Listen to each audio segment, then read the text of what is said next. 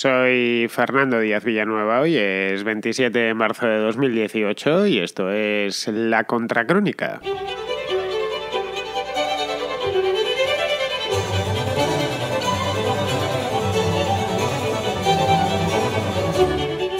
La Unión Europea aprobó el viernes pasado las directrices que regirán las relaciones con el Reino Unido desde el momento de su salida, es decir, del Brexit propiamente dicho. El negociador comunitario, que se llama Michel Barnier, y el británico, se llama David Davis, alcanzaron un acuerdo abordando los elementos principales. Pues, qué sé yo, la factura de cuánto va a costar esto, los derechos de los ciudadanos, los de los europeos en el Reino Unido, mejor dicho, los de los comunitarios en el Reino Unido, que los británicos también son europeos, y los de los británicos dentro de la Unión Europea, y el periodo de transición. Faltan obviamente muchos flecos por cerrar, pero algo es algo, y a este algo se ha llegado después de 21 meses. Que se dice pronto. Ojo, 21 meses y un año desde que Londres invocase el artículo 50 del Tratado de la Unión Europea. Esto fue en marzo del año pasado. El periodo de transición será de otros 21 meses, es decir, hasta el año 2020. En ese tiempo, empresas y ciudadanos tendrán que adaptarse, no les va a quedar otra, a la nueva situación. El Reino Unido ha evitado de este modo y un tanto in extremis evitar un auténtico salto al vacío. Pero no es el Brexit más duro que muchos de los Brexiteers implacables soñaban, es decir, por lo menos el que le habían vendido a muchos británicos. Simplemente aquello se ha demostrado al final, como ya algunos lo habían dicho, lo habían predicho, que aquello era una fantasía. El Reino Unido estaba demasiado metido en la Unión Europea como para que la separación no fuese traumática, y traumática va a ser. Empiezan a asumir, desde ya mismo, muchos lo han asumido ya hace tiempo, que nunca se podrán separar del todo, por una razón muy sencilla además, porque nunca fueron completamente independientes.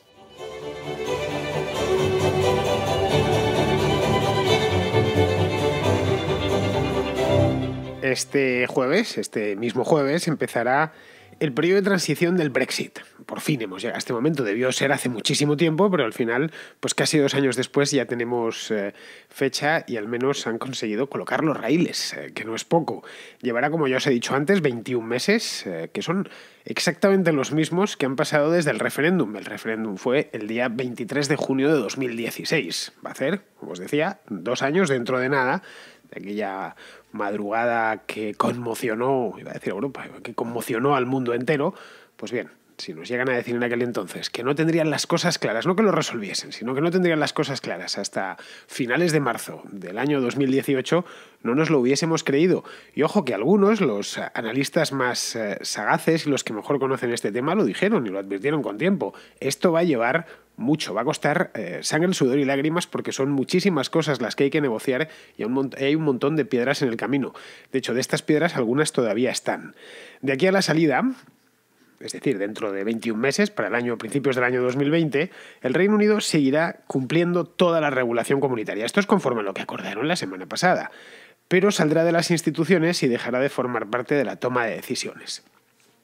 No está nada mal, la primera en la frente, es decir, vas a seguir dentro, vas a tener que comerte la regulación y todas las leyes europeas, pero a cambio no vas a poder influir sobre ellas. Pero bueno, al menos va a ser solo durante 21 meses.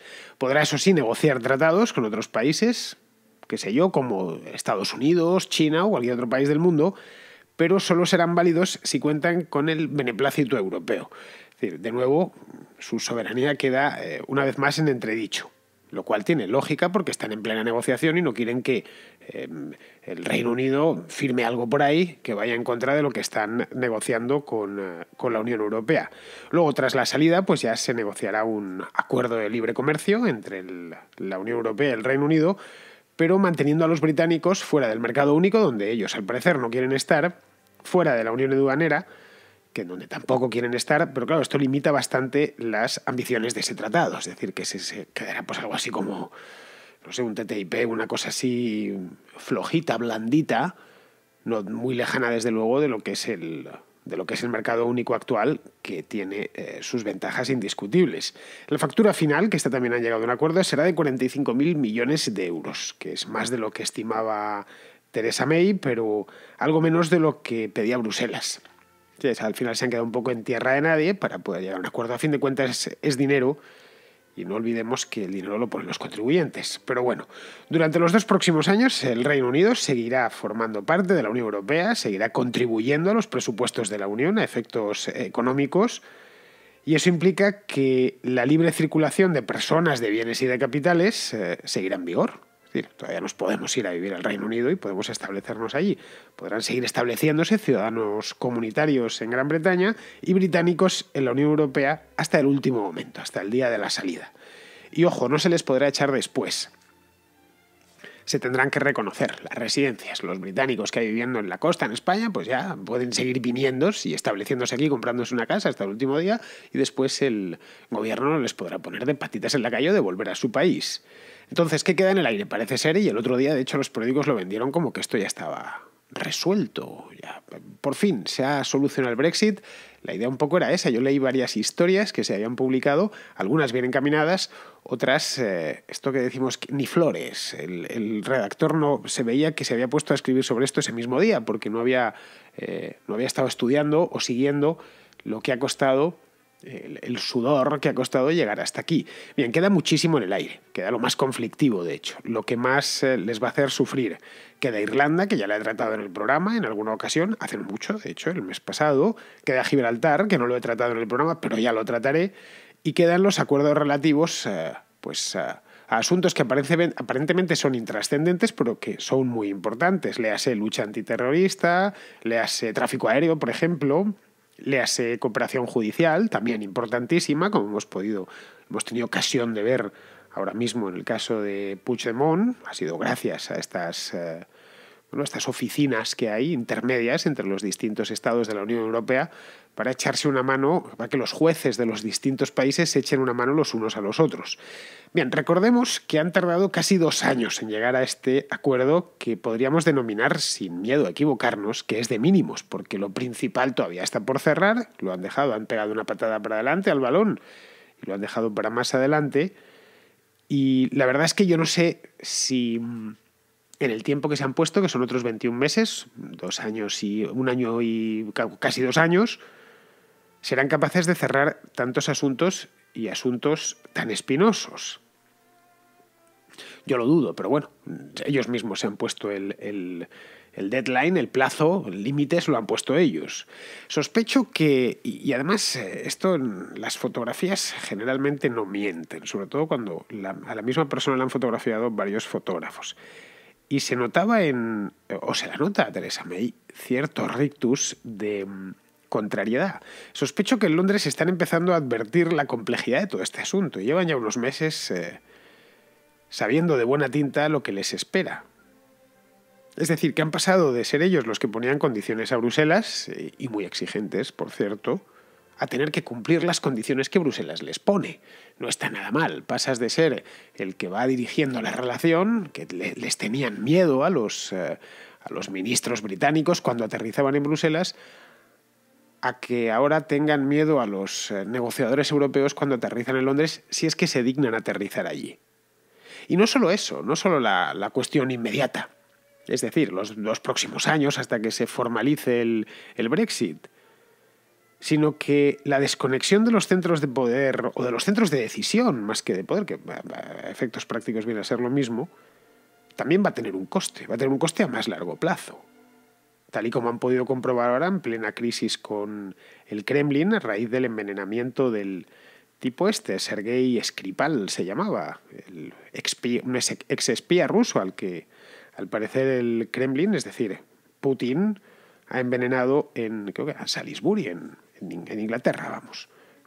Él y su hija. Ahí se ha dado cuenta, pero la primera además, Theresa May, que necesita aliados.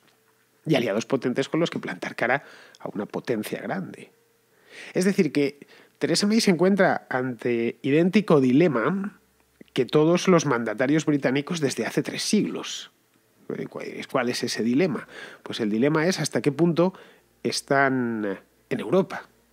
Pueden vivir al margen, pueden vivir mirando al océano, ignorando por completo la existencia del continente europeo, a pesar de que lo tienen a 30 kilómetros de sus costas. Los favorables al Brexit decían que sí, que no tienen ninguna necesidad y que realmente el Reino Unido siempre ha sido un elemento externo en Europa y que por lo tanto podían vivir sin ella. Todo lo contrario, que les iba a venir muy bien vivir sin ella, porque era una fuente de problemas. Y la verdad es que sí, Europa es una fuente, o ha sido históricamente una fuente de problemas para el Reino Unido. Eso es cierto y es innegable, sobre todo si estudiamos la historia del siglo pasado. Pero su condición de potencia solo han podido mantenerla interviniendo en los asuntos europeos. Y eso también, si examinamos la historia del Reino Unido de los 2 últimos siglos, nos encontramos exactamente con eso. Es decir, que Inglaterra estuvo presente y jugó un papel primordial en prácticamente todas las guerras europeas desde principios del siglo XVIII, desde antes incluso del Acta de Unión, de que se uniese con Escocia en el año 1707. Desde el momento fundacional de Inglaterra como potencia mundial. He dicho prácticamente todas, pero es que a lo mejor no estoy haciendo bien la cuenta y ha sido en todas las guerras europeas de importancia, quiero decir. Participó en la Guerra de Sucesión Española, esto cualquiera que estudie la historia de España lo conoce bien, lo que le reportó además su participación en esa guerra, el estatus de potencia de primera, y le reportó algo todavía más interesante, le reportó un acceso privilegiado al Mediterráneo gracias a la toma de Gibraltar, de la que todavía no se han deshecho. El Imperio Británico, que alcanzó su máxima expansión en la primera mitad del siglo XX y empezó a desinflarse, y de lo poco que todavía tienen está Gibraltar, aquello una de sus primeras conquistas. Y esto fue cuando empezaron a involucrarse en los asuntos europeos. Y además involucrarse de manera decidida.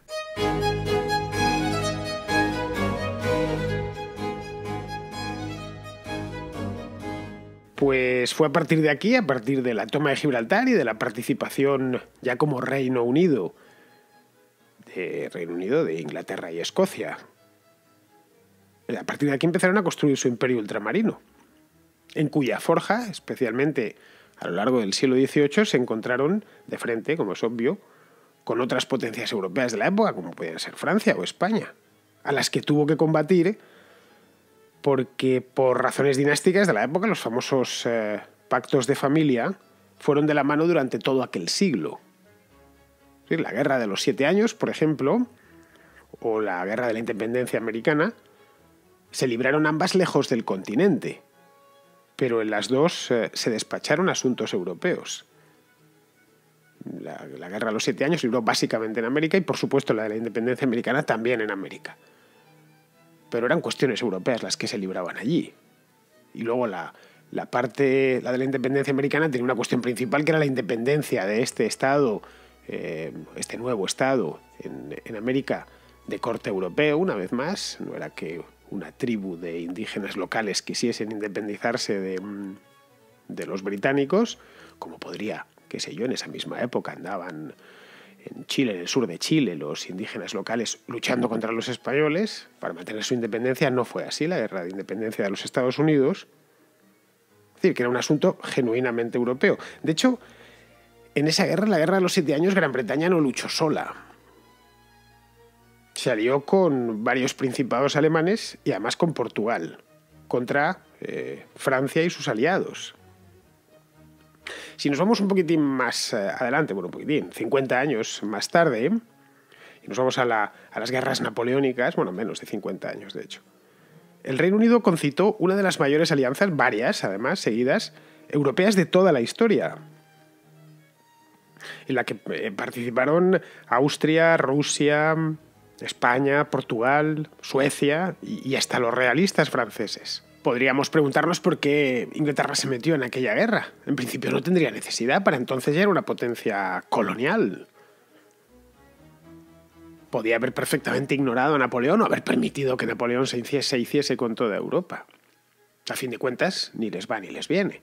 Ellos están volcados y lo que realmente les reporta satisfacciones y beneficios es el mercado global, es el mundo, en una palabra.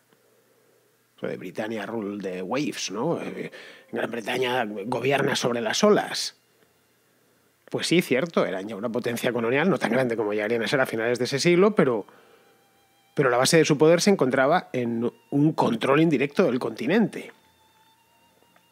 Napoleón era perfecto conocedor de esta circunstancia, tanto que bloqueó la isla, de lo primero que hizo, impidiendo que pudiese comerciar con el resto de Europa. El famoso bloqueo de Gran Bretaña, que al principio no le funcionó, porque se seguía comerciando a través de los extremos, especialmente del mar Báltico, de la península ibérica, que se lo tomó tan en serio que invadió personalmente España y Rusia, que son los dos extremos del arco atlántico. Y todo para evitar que Londres recurriese al contrabando. Es decir, para desconectar a Inglaterra definitivamente. Hacer, en una palabra, lo que los Brexiteers actuales quieren hacer con el Reino Unido. ¿Cómo actuó en aquel entonces Gran Bretaña? Lo ignoró, dio por bueno el destino que Napoleón había trazado para su país. No, en absoluto. Jorge III, que era el rey de la época, envió varios cuerpos expedicionarios al continente. Uno de ellos, muy famoso, en España lo conocemos bien, el del duque de Wellington, que no se detuvieron hasta que derrotaron a Napoleón en la batalla de Waterloo en el año 1815. Bien, en estas guerras napoleónicas el Reino Unido organizó a instancias suyas hasta 7 coaliciones, concebidas solo para recuperar el acceso al continente, nada más. Un continente que en principio no debería haberle importado. Digo en principio, la realidad es que le importaba y le importaba mucho. Durante el siglo XIX vemos la misma tónica, exacta, idéntica. Londres intervino en la guerra de los Balcanes y en la guerra de Crimea. Esto lo traté en una contrahistoria, era cosa de un mes o mes y pico, y favoreció el surgimiento de nuevos estados, como pudo ser el alemán en el año 1870 o el italiano por la misma época, para equilibrar a Francia y Rusia, que eran potencias heredadas del siglo anterior. Esto era el siglo XIX, pero es que si nos vamos al siglo XX, que lo conoceremos mejor por cercanía, nos encontramos algo parecido, un escenario muy similar. Tenemos que las dos guerras mundiales tuvieron un sello genuinamente británico. Cuando hablamos de las potencias centrales y los aliados, y pensamos en las potencias centrales, en las dos guerras pensamos en Alemania, los aliados pensamos en Inglaterra. Y en ambos casos fue para evitar que el imperio alemán ya fortalecido le terminase poniendo en aprietos. Es decir, le terminase impidiendo que accediese al continente. En 1914 la guerra se internacionaliza, si no se hubiera quedado como un conflicto genuinamente y netamente europeo, porque el Reino Unido declara la guerra al Kaiser tras la invasión de Bélgica, cuya independencia se habían comprometido a mantener los ingleses. Y en 1939, Neville Chamberlain, que era el primer ministro, poco le duraría, porque ya a principios, en mayo de 1940, llega Churchill, hizo lo propio tras la toma de Polonia, tras la conquista de Polonia, la invasión de Polonia, una palabra. Sí, entre esto hay 25 años de diferencia. Bien, si nos vamos a lo que movía a los alemanes en aquel momento, era esencialmente en los dos casos el control de Europa, en el caso de 1939 el control de algo más, vamos que ni Guillermo el Kaiser ni Hitler habían puesto en duda el estatus de potencia colonial, de potencia oceánica del Reino Unido. De hecho, ambos estaban dispuestos a convivir con ello. Los nazis especialmente. Estaban persuadidos de que ahí no, por lo menos por ahora, no iban a entrar. Más consideraban a los ingleses sus pares. En esa misma época, Churchill, que decía preferir el imperio ultramarino a los asuntos de Europa, terminó haciendo lo contrario. Es decir, terminó haciendo lo mismo que habían hecho previamente sus antecesores en el cargo de primer ministro. Es decir, enviar tropas al continente y participar de la paz. Es decir, de nuevo recuperar el acceso. Bien, si esto nos lo traemos al momento presente, hoy no hay guerras en el viejo continente, por fortuna, y toco madera para que no las haya nunca más. pero se libran idénticos equilibrios de poder. Es decir, que no saquemos los cañones no significa que el poder haya dejado de existir y que haya gobiernos que traten de imponerse a otros y países que crezcan a costa de otros. Constatado esto, puedes intervenir en ello o permanecer a la expectativa. Desde un exquisito aislamiento que, en el caso del Reino Unido, siempre atrajo poderosamente a sus élites políticas, pero que si observamos o extraemos alguna enseñanza de la historia, lo que vemos es que nunca se lo pudieron permitir. Desde, ya digo, principios del siglo XVIII. Pasado 3 siglos. Que curiosamente son los 3 siglos en los que el Reino Unido, Inglaterra primero y luego el Reino Unido, han sido una gran potencia. Antes de eso, pues en el siglo XVI Inglaterra era poco menos que un país periférico, sino un reino periférico de Europa, sin demasiada importancia, poco poblado y pobre. De ahí lo de la Armada de Inglaterra, de Felipe II, que tuvo tanto mérito, porque realmente era una genuina armada contra un paisillo periférico. Pero cuando se convierte en una potencia importante, y a partir del siglo XVIII, principios del XVIII, desde entonces siempre han tenido un pie en el barco y el otro pie en el continente europeo. Y eso es lo que, trayéndonoslo a nuestros tiempos y a lo que mueve nuestros tiempos y a los disparadores de nuestros tiempos, es lo que pueden empezar a perder con esta aventura en la que se han metido.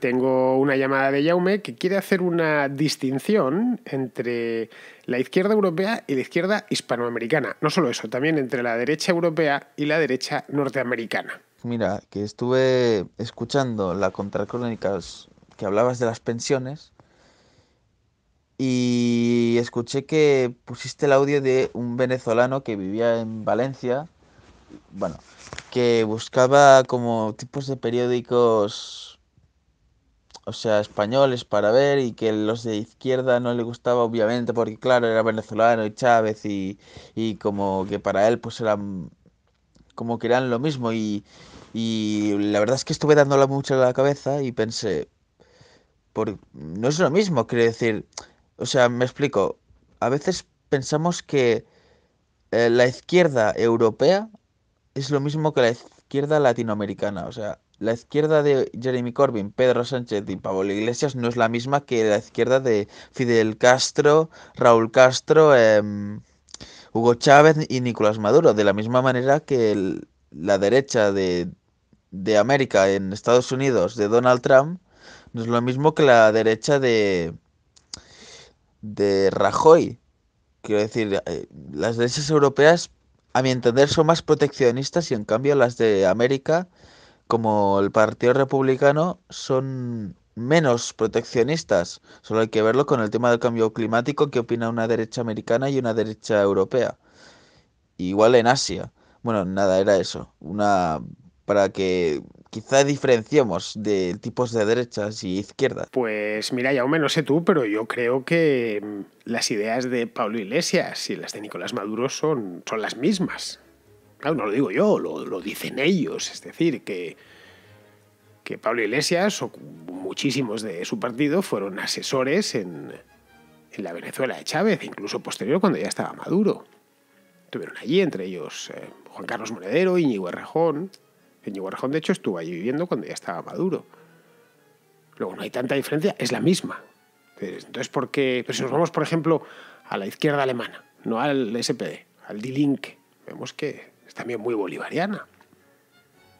Wagenknecht es una... Si la escuchas o lees alguna cosa suya o vas a su página web, verás que lo que dice es muy similar a lo que dice Pablo Iglesias. Entonces, ¿dónde está la diferencia? Bueno, pues la diferencia radica en que España cuenta, o Alemania cuentan con una institucionalidad más fuerte que Venezuela. Y también con una demografía distinta, que sirve de valladar frente a este tipo de revoluciones. Es decir, países con una población mayor, es decir, a los 50 años es poco propenso a montar revoluciones, Tienes además una casa, un automóvil, etcétera. No es tan fácil llegarte con... Ya solo la edad explica bastante, pero bueno, si además le sumas el patrimonio, pues te terminas haciendo la figura completa. Entonces esa es la diferencia, ¿no? Las ideas. Y respecto a la derecha, pues es que en Europa no hay derecha propiamente dicha, o hay muy poca. La derecha europea es básicamente socialdemócrata. El PP es, de hecho, equiparable en cuanto a programa, quiero decir, al Partido Demócrata. Idem con el CDU alemán, ¿eh? En las últimas elecciones en Estados Unidos, los diputados del PP andaban casi haciendo campaña por Hillary Clinton. Y a muchos les extrañaba. ¿Cómo es posible que no hagan campaña por Trump? Bueno, no era la primera vez. Yo recuerdo aquellas elecciones de 2004 que pues estaba Bush por el lado republicano y Kerry por el lado demócrata. Bueno, recuerdo hablar con gente del PP en aquel entonces que estaban a favor de Kerry. Decías, pero ¿no creéis que vuestro partido, vuestra contraparte en los Estados Unidos es el Partido Republicano? No, nosotros nos identificamos más con el demócrata. Vamos, no voy a dar nombres, pero recuerdo con quién sostuve aquella... Me llamó la atención, ¿eh? Con quién sostuve aquella conversación. Es decir, las ideas no cambian, son las mismas. Lo que cambian son los países. Simplemente. Por eso, si apurando lo que te comentaba antes de Maduro y de Pablo Iglesias, el Frente Amplio no pudo montar una revolución bolivariana en Uruguay. A pesar de que ganó hace muchos años. Mujica no lo consiguió, pero Tabaré Vázquez tampoco. No sé si Mujica y Tabaré Vázquez lo querían, pero desde luego muchos de su gobierno sí que les hubiese gustado. Lo mismo con Kirchner y Argentina.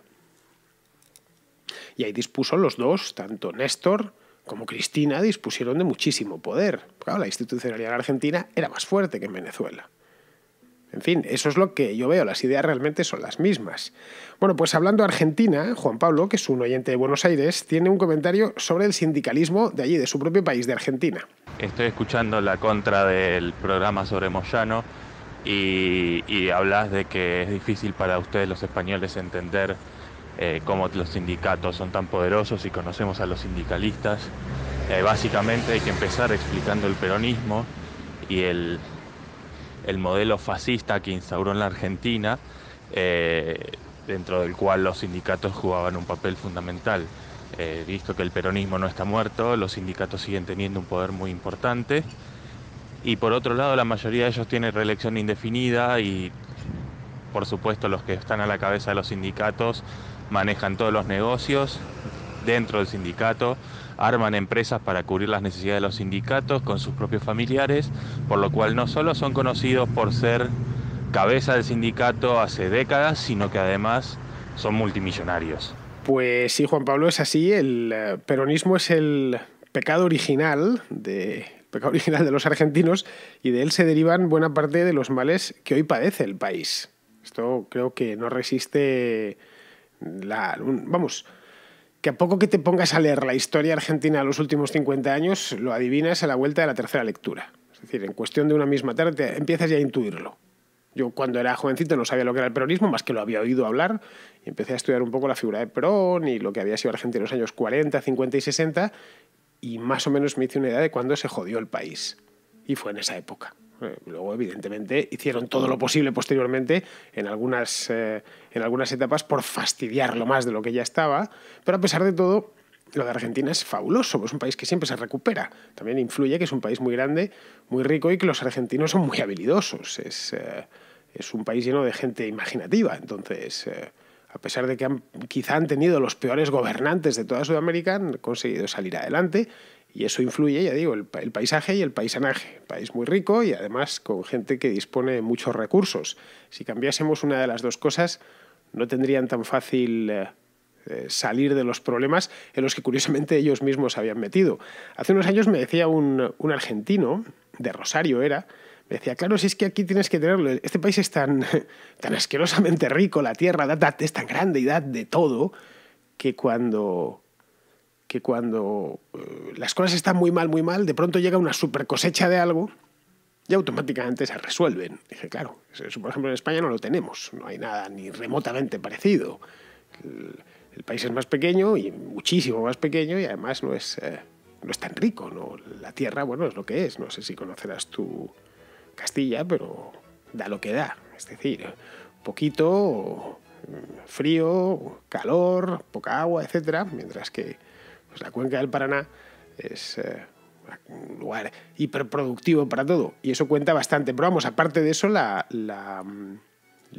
todo el daño que han procurado hacer o que procuraron hacer estos se ha mantenido y ha dejado sus herederos, que en el caso de los sindicalistas lo vemos claramente.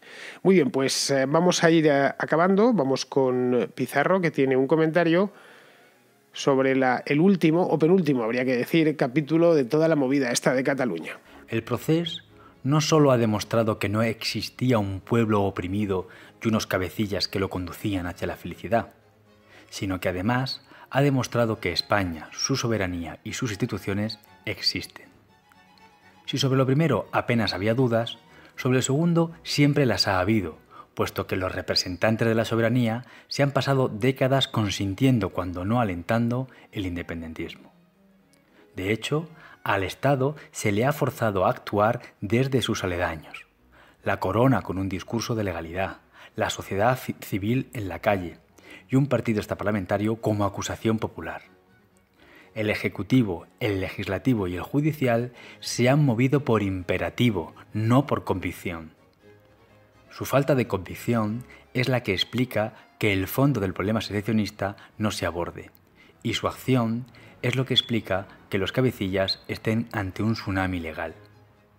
Alegra ver que la ley se aplica a los secesionistas, y asusta ver que la ley fomenta el secesionismo. Un cordial saludo de Pizarro. Pues, queridos amigos, hasta aquí ha llegado la contracrónica de hoy, así que, dicho todo lo que tenía que decir, que eran unas cuantas cosas, especialmente hoy, que tenía una reflexión de tipo histórico, que estas me encanta hacerlas, lo único que me queda es despedirme de vosotros hasta mañana.